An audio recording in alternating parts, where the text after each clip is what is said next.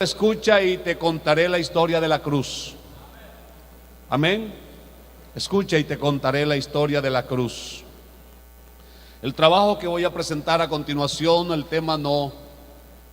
La gloria sea para el Señor y los méritos y reconocimiento a las personas que se esfuerzan día a día preparándose para colocar en nuestras manos material importantísimo como lo es la doctora Merali Yorani, el doctor Joseph Stuporti, el doctor Ron Charles, doctor Brian Browning, los historiadores Flavio Josefo y Eusebio Ceridio, que era un cronista al servicio de Roma y que estaba a las órdenes de Poncio Pilato, Prácpetu, cronista de Finius Capernicus, máximo jefe de las legiones romanas, cuando la historia de la cruz se llevó a cabo. La historia nos dice, como se trata de contar la historia de la cruz, la historia, el material que estos señores que acabo de citar nos dicen que la tortura, crucifixión y muerte del Señor Jesús se llevó a cabo durante 5 días. Y es muy importante resaltar que de los 129 sucesos que ocurrieron durante la vida del Señor Jesús, 120 de ellos ya han sido documentados por las distintas ciencias. Así que estos hechos lo han comprobado personas no cristianas. Pero nosotros estamos seguros que la ciencia nunca riñe con la palabra, sino que por el contrario confirma lo que aquí está escrito. Amén, hermanos. Así que podemos afirmar entonces que esos 129 sucesos, de ellos 120 ya han sido respaldados históricamente, de ellos nos vamos a servir. Es interesante notar que el imperio que en ese entonces gobernaba el mundo entero y que hoy está diseminado por toda la tierra, vestido de un ropaje religioso, ha venido paulatinamente disminuyendo o socavando la historia. Y como les acabé de afirmar, la tortura, la muerte, crucifixión del Señor se llevó a cabo durante 5 días. Pero en el siglo IV ya el imperio decía que no fueron 5 sino 3 días nada más, lo del suplicio. Luego en el siglo XV ya no le bastó con afirmar que fueron 3 días sino día y medio. Es por eso entonces que, según esa historia, el Señor es arrestado el jueves, el viernes muere y el sábado es sepultado el viernes y el domingo temprano resucita. Por eso es que no cuadra. Pero la historia sigue afirmando que fueron 5 días. Dicen los cronistas antes mencionados que el imperio en esa época tenía unas fechas especiales para llevar a cabo el acto de la crucifixión. Las fechas en las que ellos llevaban a cabo la crucifixión eran el 2 de enero, 2 de abril y 2 de septiembre, en honor a sus dioses principales. Para aplicar el castigo de la cruz, tenían 4 ciudades destinadas en los distintos continentes de hasta entonces conocidos, distribuidos de esta manera. Si la rebelión contra el imperio se llevaba a cabo en Europa, lo ejecutarían en Marsella. Si la rebelión se daba en África, lo crucificarían en Cirene. Si ocurría en Asia, llevarían su crucifixión en Roma. Y si la rebelión contra el imperio se daba en Medio Oriente, el lugar para ser crucificado sería Jerusalén. Las 4 ciudades es atrayente notar que tenían todas 4 el mismo nombre: Cabré. Ese Cabré es el equivalente a lo que hoy llamamos Calvario, y en arameo se escribía Gálgata, de donde se deriva el que hoy conocemos como Gólgota. Entonces la historia nos dice que el Señor Jesús fue sentenciado a finales de marzo, por lo cual, según los historiadores, sería ejecutado el 2 de abril. En Jerusalén, según los datos, fueron llevados a cabo 400 ejecuciones en la cruz. Después de cada caso sucedido, los cronistas antes mencionados debían leer delante del emperador detalle a detalle para que éste verificara que la ejecución se había llevado a cabo de acuerdo a lo estipulado en los cánones de sus leyes. Amén. Antes de ser arrestado, el Señor Jesús estaba muy angustiado, nos dice la Biblia, que Él se había ido al huerto de Getsemaní a orar. Si lo recuerdan, ¿verdad? Allí estaba Él orando, y Lucas, que es un médico, he tomado el texto de Lucas porque Lucas era un doctor, era un médico, un especialista, y en el capítulo 22, el versículo 44, Él afirma lo siguiente: y estando en agonía oraba más intensamente, y su sudor era como grandes gotas de sangre que caían hasta la tierra. Esto no lo está afirmando un pescador, esto no lo está escribiendo una persona descabellada, lo está afirmando un científico, un médico, como lo es Lucas. Según ese dato, los especialistas llaman a ese fenómeno de sudar sangre hematohidrosis. Y la hematohidrosis se da cuando hay una agonía muy intensa, o cuando hay una tristeza muy profunda, o cuando se está padeciendo un miedo incontrolable. Es así como nos dice la Biblia, que el que vino a desarrollar la historia de la cruz en forma de hombre se sometió a todos los sufrimientos que debían ser para nosotros. Y dice Hebreos 2:14: así que por cuanto los hijos participaron de carne y sangre, Él también participó de lo mismo, para destruir por medio de la muerte al que tenía el imperio de la muerte, esto es, al diablo. Así que dice Hebreos 4:15: no tenemos un sumo sacerdote que no pueda compadecerse, sino uno que puede compadecerse de nuestras debilidades, ya que fue tentado en todo según nuestras debilidades, pero sin que Él cometiera pecado. Unos especialistas rusos, 2 médicos, otros neoirlandeses y un norteamericano, teniendo en sus manos el texto citado por el doctor Lucas, les atrajo la atención y quisieron comprobar una vez más si el texto que nosotros creemos como palabra de Dios es fidedigna o no. Y se dieron a la tarea de experimentar con gatos pequeños. Y fue así que tomaron 4 gaticos y los estuvieron torturando durante 4 días, sin darle de comer, sin darles de beber. Los torturaban con agua, los torturaban con choques eléctricos. Al cabo de los 4 días de haberle tapado los ojos, según los biólogos, para un gato es terrorífico no poder ver, y encima de eso le añade agua y tortura eléctrica. Al cabo de los 4 días van a notar qué ha sucedido, y resulta que de los 4 animalitos, 3 han sudado efectivamente gotas de sangre, y el cuarto ya no vive porque el corazón lo fulminó. Así que ellos terminaron afirmando que lo que su colega Lucas había escrito en la palabra de Dios es comprobable, porque todo lo que dice la Biblia del Señor Jesús es verdad. Alabanzas al nombre del Señor Jesús. Alabanzas al nombre del Señor Jesús.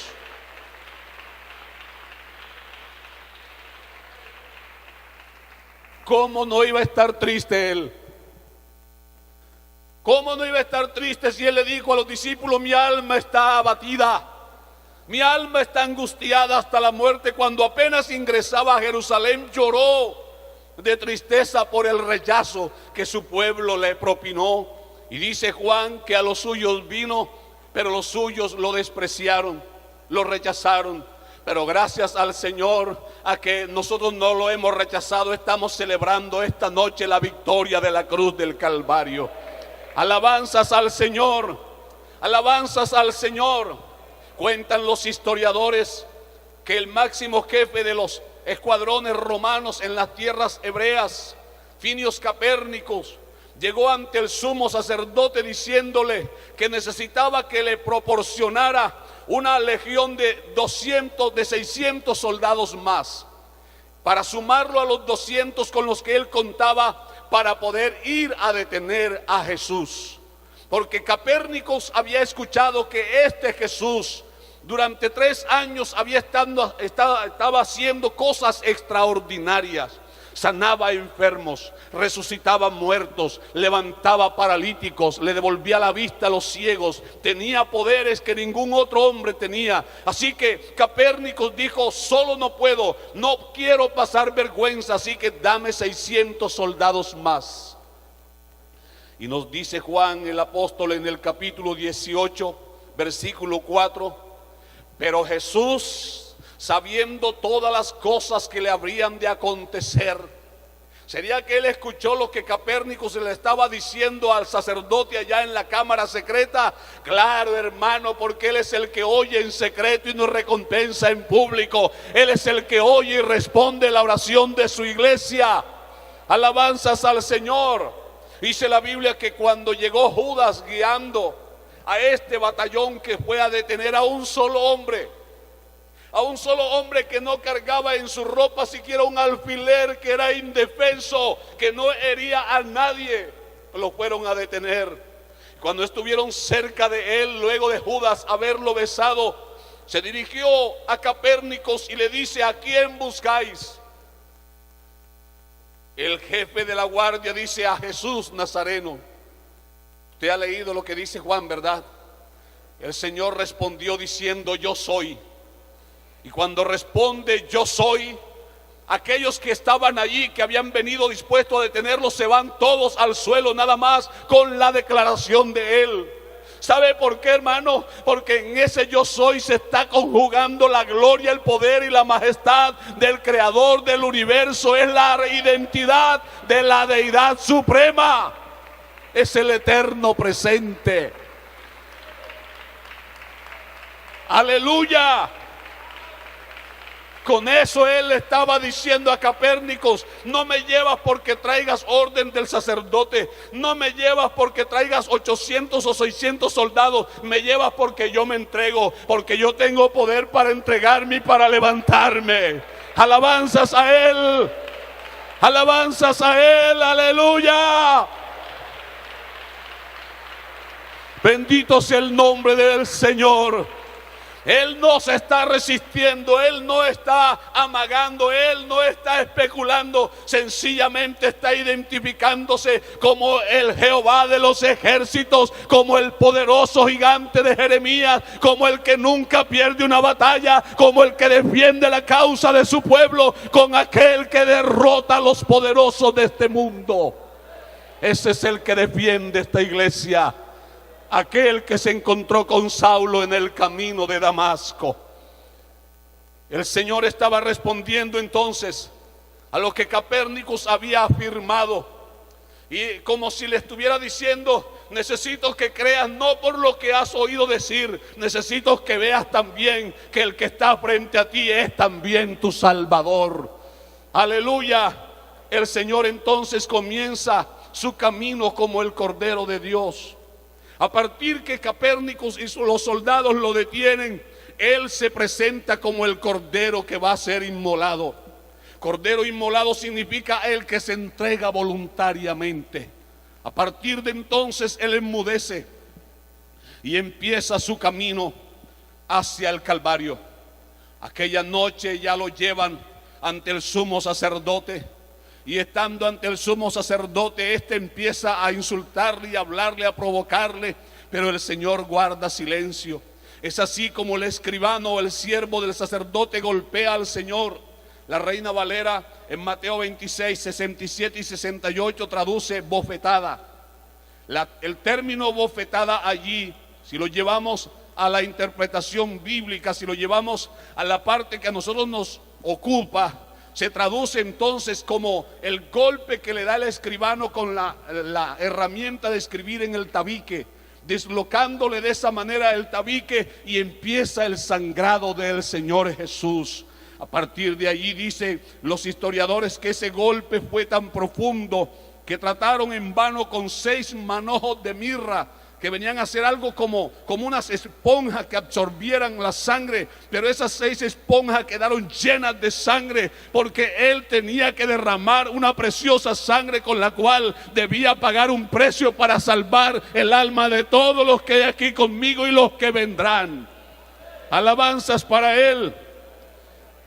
El día 2, dicen los cronistas que el Sanedrín decide en pleno que Jesús tiene que morir, que es la oportunidad de ellos acabar con él. Pero ellos tenían una limitación, y es que no podían darle muerte a ningún ciudadano. Eso solamente lo podía dictaminar el Imperio Romano. Es por esta causa que lo remiten al gobernador, al representante de Roma allí, que era Poncio Pilato. Pero ya le han dado tanto golpe al Señor, ya lo tienen maltratado, que lo llevan donde Pilato, y él dice: bueno, ¿y de qué lo acusan? Este hombre anda revolviendo las ciudades por todas partes donde va. Este hombre anda diciendo que él es el Hijo de Dios. Y Pilato dice: bueno, eso es un problema religioso, a mí no me compete eso. Y quiso soltarlo, pero antes dijo: lo azotaré y lo soltaré. Porque él no se ocupaba de los asuntos religiosos. Pero el pueblo estaba enardecido, el pueblo estaba queriendo acabar con el Señor Jesús. Y es así como Pilato le dice al Señor Jesús: ¿quién eres? ¿Oyes lo que dicen de ti? ¿No me hablas? ¿No sabes que tengo autoridad para soltarte y también para condenarte? Y el Señor abre su boca por primera vez y dice: ninguna autoridad tendría sobre mí si no te fuera dada del cielo. Luego, ¿eres tú rey? Para eso he nacido, para eso he venido. Y entonces Pilato, extrañado por lo que está pasando, por la paz que hay en las palabras del Señor, le dice: luego eres tú rey. Y le lanza otra pregunta: ¿qué es la verdad? Pero el Señor no le respondió. Y creo saber por qué él no le respondió. Porque Pilatos tenía la verdad delante de él, manifestada en forma de hombre, y no lo conoció. Nosotros sabemos que él afirmó diciendo: yo soy la verdad. Aleluya, aleluya. Entonces Pilatos, viendo ya que el pueblo se le estaba sublevando, ordena azotar al Señor. Y para llevar a cabo esos azotes, hermano, no era un azote a la ligera, no era un azote cualquiera, no era sencillo. Era un látigo que comprendía entre 7 a 11 ramales, en medio de los cuales tejían pedazos de cerámicas, pedazos de huesos y también extremos de hierro. Esos látigos únicamente los usaban los representantes, o sea, los 3 mejores gladiadores del imperio. Según estos historiadores, esos gladiadores eran hombres de 2 metros, 2 metros 10, muy corpulentos, muy fuertes. Y era la orden apremiante, porque el imperio, con tal de que el reo muriera pronto, les prometía un talento de oro, 37 kilos de oro puro, por la muerte del reo. O en su efecto, lo que el reo pesara se lo daban en plata.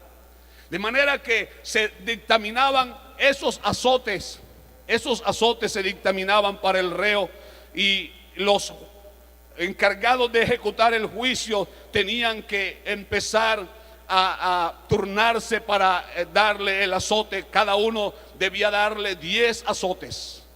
10 azotes.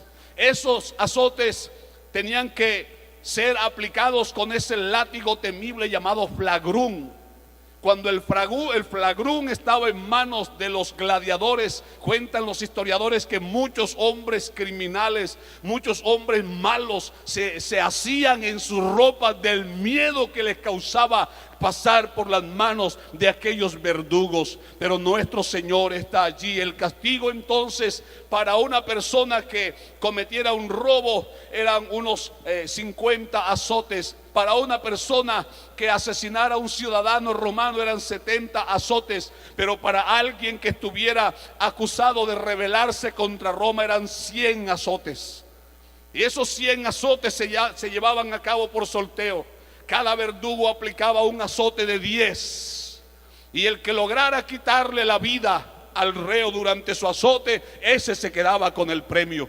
Así que ellos no iban a tratarlo con misericordia, ellos iban detrás de su premio. ¡Aleluya! Y es así como toman al Señor y empiezan a darle de azotes.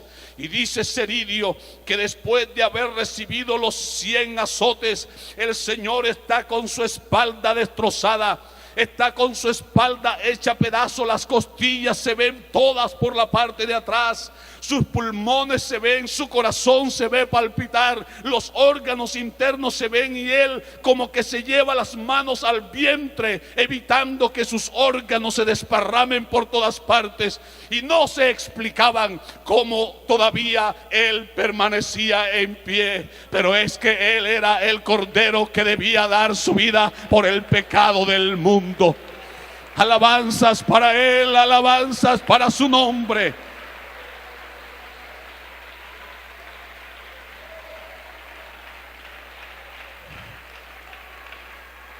Después de haber soportado los 100 azotes, Seridio escribe estas palabras y dice, abro comillas: este es un hombre extraordinario.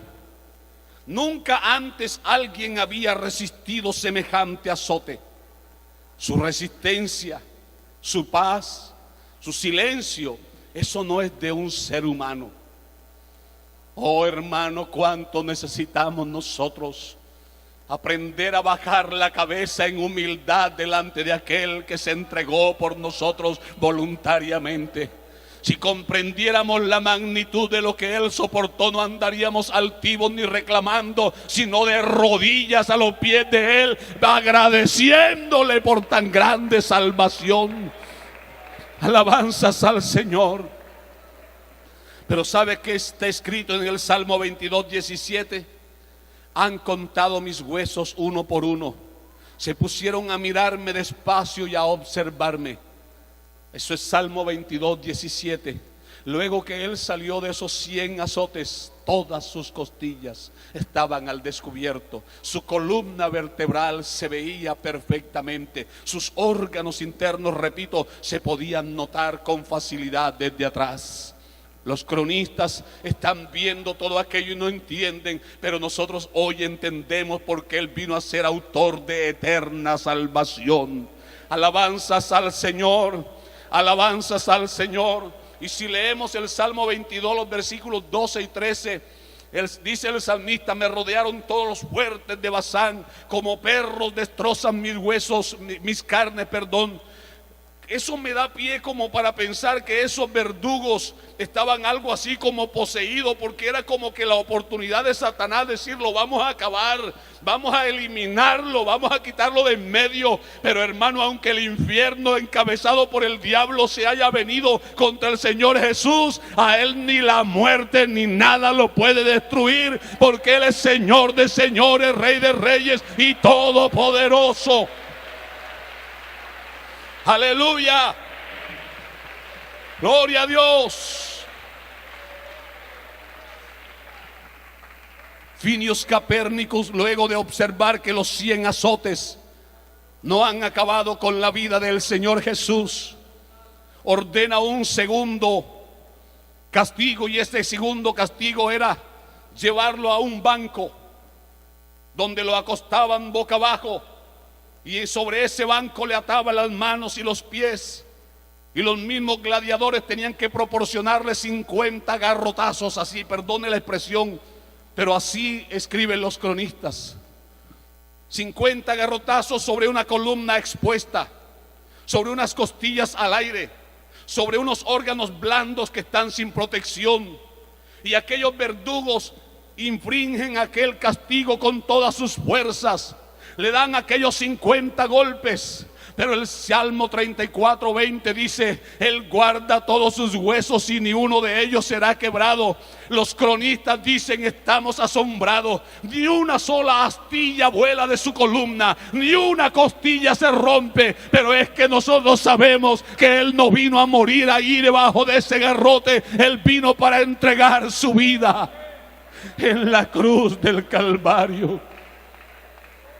Algunos garrotazos caían sobre la cabeza, Algunos latigazos surcaron sus rostros. Y dice Ceridio, su cuero cabelludo está desprendido. Parte cae sobre su rostro y él no puede ver. La barba está desprendida de un lado y sangra por todas partes. Los soldados se burlan de él y lo escupen. Y él no es capaz, con esa mano que se ven los huesos, no es capaz de quitarse siquiera la saliva de aquellos que lo humillan. Pero es que Isaías 53 lo había escrito de esta manera: su rostro fue desfigurado, no hay un solo quejido, no hay parecer en él, no hay hermosura, parece raíz de tierra seca.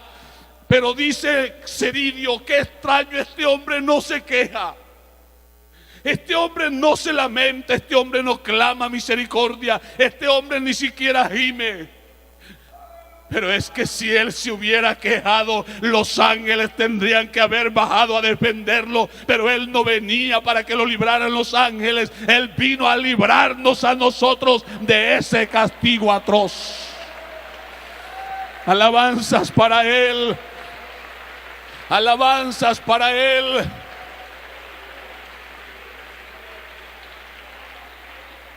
Escúchame y te contaré la historia de la cruz. Capérnicos, Prácpetus y Ceridio no logran explicarse cómo ha sobrevivido a 50 azotes del flagrún y 50 garrotazos después de haber estado los días previos a la condena sin comer. Estaba totalmente debilitado. Ellos se miraban, dicen los escritores, y se sorprendían de que siguiera vivo. Aquella noche lo llevaron ante Pilato, y cuando Pilato lo observó, dice, se estremeció. Dice la historia, precisamente Flavio Josefo y Eusebio dicen que el Señor Jesús tenía aproximadamente 1,90 m de alto. Pero luego de haber pasado por semejante castigo, su estatura había sido reducida a la mitad. Poncio Pilato se dirige a los verdugos y se dirige al pueblo y le dice: ¿qué han hecho con él? Ese hombre, si yo llegara a soltarlo, jamás, aunque sus heridas sanen, jamás volverá a ser el mismo. Pero ese horrendo castigo te pertenecía a ti y a mí. Ese era el pago por nuestros pecados, y Él lo llevó sin contar un solo gemido, sin soltar una sola palabra para pedir misericordia.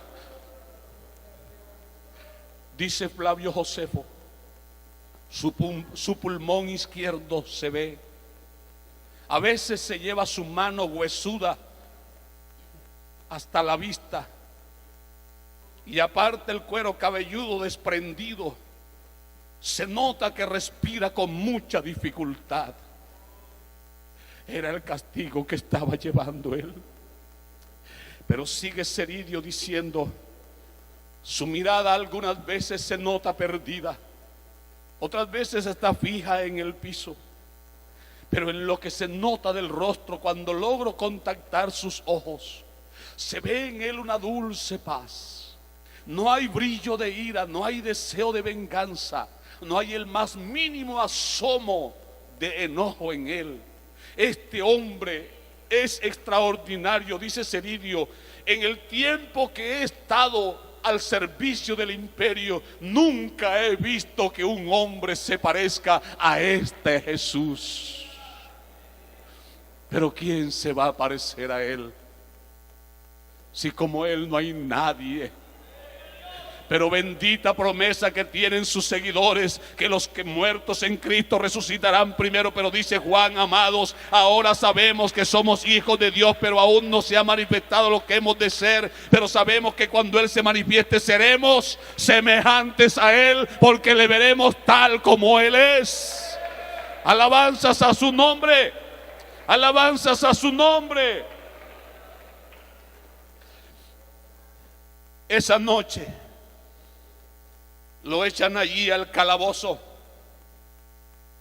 Cuenta Flavio Josefo y Eusebio, que era un calabozo netamente de rocas, donde habían ratas y estiércol de toda clase de insectos. Era sumamente húmedo, y allí estuvo el Salvador en posición fetal toda la noche, sin quejarse siquiera. Al día siguiente lo sacan y lo llevan de la prisión de la Augusta hasta el Cabré. Eso implica caminar 600 metros. Pero mi Señor Jesús está tan maltratado que en 11 pasos que dio solo pudo avanzar 45 centímetros. Ya Roma no se explica cómo está vivo el Señor, y entonces tanto la historia como la Biblia nos dice que llamaron a un hombre, tomaron a alguien que estaba ahí, por ahí cerca, llamado Simón de Cirene. Pero no lo llamaron por misericordia, lo llamaron porque el día estaba pasando y no se explicaban cómo es que Jesús seguía vivo. Pero nosotros sí sabemos por qué seguía vivo, porque cómo quitarle la vida a la vida, cómo arrebatarle la vida al autor de la vida. Sencillamente Él no vino para que lo mataran, Él vino para poner su vida y proporcionarnos vida en abundancia a los que creemos en su nombre. Aleluya. José de Cirene, entonces Simón de Cirene, llevando el madero que le correspondía al Señor, se dirigen con ellos al Gólgota, y estando allá en el Gólgota, lo lanzan sobre el madero. Sus manos y sus pies van a ser traspasados por unos clavos romanos. Según estos investigadores, los clavos con los que se efectuaban las crucifixiones eran de una medida que constaba entre 11 a 15 centímetros. Eran clavos de 4 caras en honor a los 4 dioses principales de Roma. Todos ellos lo hacían muy milimétricamente pensado. Traspasaron sus manos, traspasaron la otra mano, y en su cabeza colocaron una corona de espina, habiéndole escarnecido de una manera tan brutal.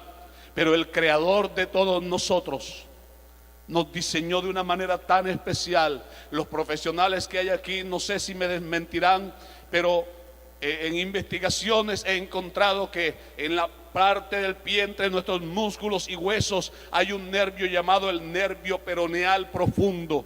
Ese nervio peroneal profundo, cuando es lastimado, cuando es traspasado, produce al cuerpo el dolor más insoportable que alguien pueda imaginarse en la vida.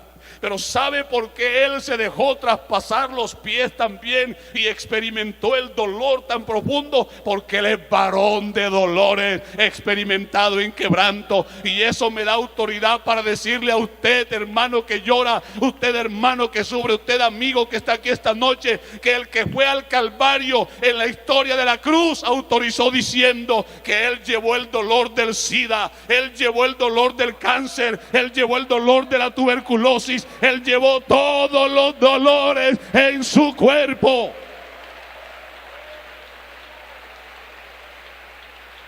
Si es para Él, que salga del alma. Aleluya.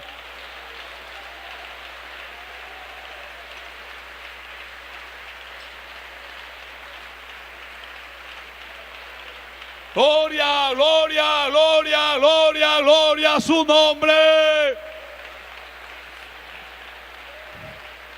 No te quejes, no te quejes. Él te ama y te comprende. Por eso estuvo en el calabozo, para comprender al que llora en la cárcel. Por eso experimentar dolor, para consolar a todo el que llora. Por eso sufrió, para ayudar al que sufre. Estando en la cruz del Calvario, era normal, según estos señores, que el crucificado, cuando mucho, demoraría 10 días. Pero ante el castigo del Señor Jesús, estos cronistas dicen máximo demorará 2 días. Pero a sorpresa se llevan ellos, que estando Él en la cruz del Calvario, aleluya, que estando él ahí colgado entre el cielo y la tierra, el sol se niega a seguir dando su luz, las rocas se parten, la tierra se estremece, las tinieblas aparecen en pleno día, aleluya. Y en pocas horas el que estaba en la cruz dice: consumado es. El centurión que estaba allí cuidando, porque tenían que cuidarlo durante 10 días, pero ellos aproximadamente demoraban nada más 2, para no estar soportando la fetidez de la carne humana descompuesta. Entonces a los 2 días abandonaban al reo ahí colgando en la cruz, y allí se lo acababan, lo devoraban los buitres y lo devoraban los chacales. Por eso esa montaña se llama la montaña de la calavera, porque cuando venían nada más encontraban la calavera colgando. Y ellos esperaban, pero el cuerpo de mi Señor no hería por ninguna parte, porque no verá su carne corrupción. Sus heridas no están infectadas como muchos predican, porque a él no lo corrompió el pecado. Aleluya, aleluya. Y cuando el centurión romano se acerca, después de haber notado aquellos fenómenos extraordinarios, con su lanza traspasa su costado y de él sale sangre y agua. Pero luego de haber afirmado diciendo: verdaderamente este hombre era justo.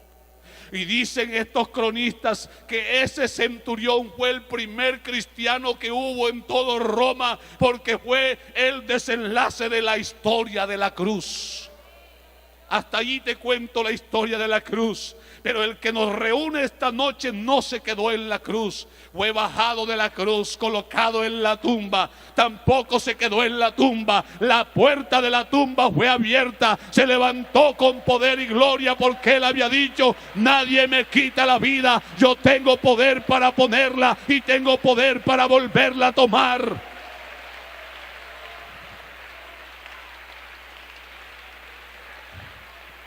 Hoy la historia que contamos no es la historia de la cruz, sino la historia del Cristo crucificado y resucitado. Hoy nosotros llevamos una cruz donde cada día morimos a este mundo que tanto daño nos ha hecho, pero por el mundo entero se cuenta la historia de hombres y mujeres que en lugar de recibir latigazos recibimos abrazos de amor, que en lugar de recibir condenación recibimos perdón de pecado, que en lugar de recibir rechazo recibimos invitación de parte de Él, que en lugar de tener los cielos cerrados, Él tiene en sus manos las llaves, aleluya, y está aquí esta noche. Está aquí, está aquí, está aquí esta noche. Alabado sea su nombre.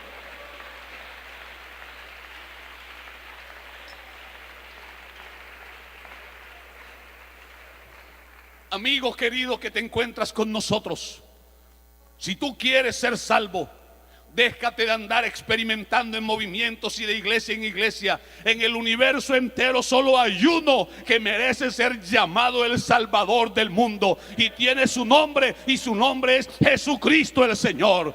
Hay uno solo que tuvo el valor de ir a la cruz a pagar el precio por las almas preciosas, y Él está vivo porque se levantó y derrotó la muerte, para que no te asuste, para que cuando tú y yo entremos a la tumba, vayamos como dijo el apóstol Pablo: he terminado la batalla, he peleado la batalla, he terminado la carrera, he guardado la fe. Por lo demás me espera la corona de vida incorruptible, la cual no solo me dará a mí el Señor juez justo, sino también a todos los que aman su venida. Esta es la iglesia resultado de la obra de la historia del Calvario. Esta es la iglesia que Él compró con su sangre. Estos jóvenes que hoy organizan este culto, y que Dios los bendiga por este tema que me han colocado, hermanos, contamos que la historia de la cruz no es una historia, es una realidad viviente. El Cristo que fue a la cruz está aquí en medio de nosotros y te puede salvar. Levántese.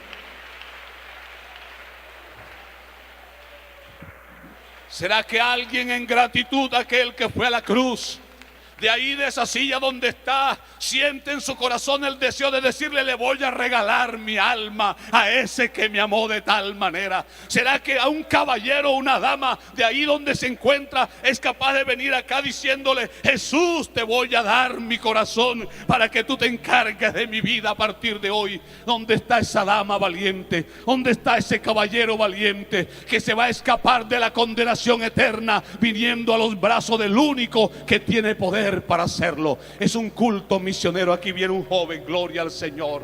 ¿Quién más va a venir? ¿Quién más va a venir? Por eso se celebra y fiesta en los cielos cuando un pecador se arrepiente, porque los ángeles no entienden cómo es que Él nos amara tanto. ¿Quién más va a venir? Venga, en el nombre de Jesús, venga. En el nombre del Señor Jesús, no se niegue la oportunidad de ser salvo.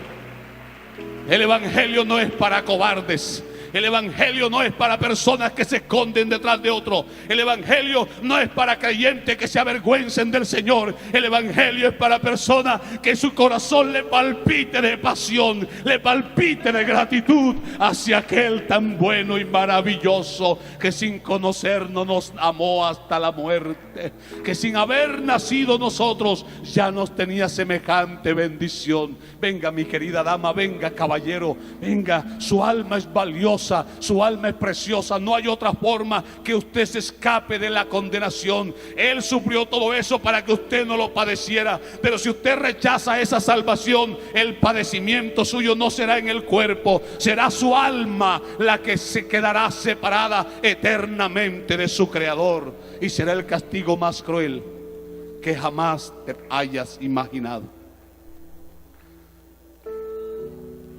Amor, amor. Por favor, ustedes son los que cantan. Yo no canto ni en la casa. Pero venga, venga, venga, venga. Venga, deme la oportunidad de orar por usted. No rechace al Señor. Venga, venga, dese prisa, gloria a Dios. Venga. Oh, qué bueno. Véngase, véngase, abandone esa vida. Abandone ese camino, abandone ese pecado y venga.